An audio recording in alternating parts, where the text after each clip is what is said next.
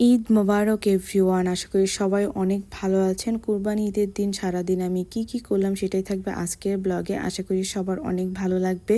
সকাল 6:30টার দিকে আমি ঘুম থেকে উঠেছিলাম, আর আমার শাশুড়ি মা তো অনেক সকালে ঘুম থেকে উঠে সকালে সব রান্না বান্না করছিল, আর এদিকে আমি ঘর ঝাড়ু দেওয়ার পর উঠানটা সুন্দর মতন ঝাড়ু দিয়ে নিচ্ছিলাম। দিন প্রথমেই সকালবেলা উঠে রুম ঝাড়ু দেওয়া, উঠানটা ভালো মতন ঝাড়ু দেওয়া, এটা আমার ফার্স্ট কাজ থাকে সব সময়। আমার যে 6-7 বছর বিয়ে হয়েছে আমি সবসময় এই কাজটা করি, আমার অনেক ভালো লাগে। আর আমার শাশুড়ি মা সকালবেলা উঠে সবসময় সেই রান্না করে, আর পরে যে আইটেমগুলো থাকে সেগুলো আমি রান্না করি সবাই নামাজে যাওয়ার পরে। আমার শ্বশুর আব্বা সকাল 7:30টার মধ্যে সবকিছু গোছায় কুরবানির মাঠে চলে যাচ্ছিল। আমাদের যেহেতু সমাজেই কুরবানি হয়, আর সব কিছু গোছায় গাছায় আগেই নিয়ে যাচ্ছিল রিক্সা করে। এদিকে গরুটাকেও গোসল করায় নিয়ে যাচ্ছিল রাস্তা দিয়ে হাঁটিয়ে হাঁটিয়ে, মানে যেহেতু সময় লাগবে। আর কুরবানি ঈদের তো মানে নামাজও অনেক তাড়াতাড়ি শুরু হয়, কারণ সবকিছুর একটা ব্যাপার স্যাপার আছে, অনেক কাজ থাকে এই জন্য। আর রোজার ঈদে তো তেমন কোনো কাজ থাকে না, নামাজ পড়ে জাস্ট রিল্যাক্স আর রিল্যাক্স। বাট কুরবানি ঈদ মানে কাজ আর কাজ, মানে এত কাজ থাকে যে কি বলবো। দেন সবাই নামাজে যাওয়ার পর আমি চলে আসলাম রান্না করার জন্য।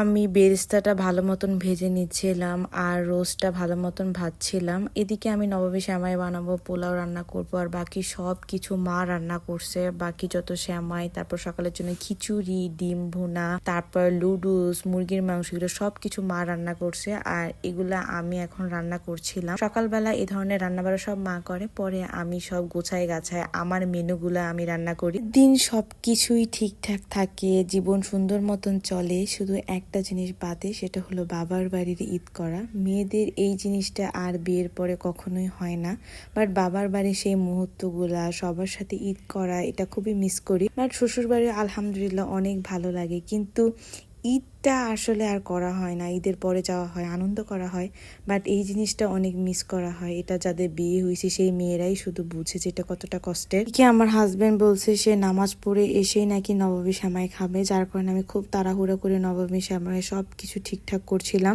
আর জানি না এই তারিখে নবাবী শ্যামাইটা এত বেশি মজা হয়েছে যে আমার এখনো খেতে মন চাচ্ছে এটা বানানো দেখে।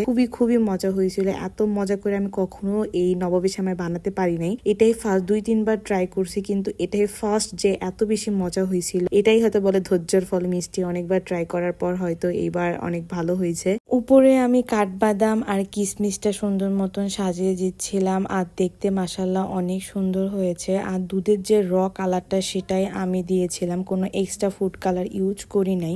এগুলা করতে করতে তারপর আমার গোসল করতে অনেক বেশি টাইম লেগে যায়, আর তার একটু পরেই দেখি যে মাংস চলে আসছে মাঠ থেকে।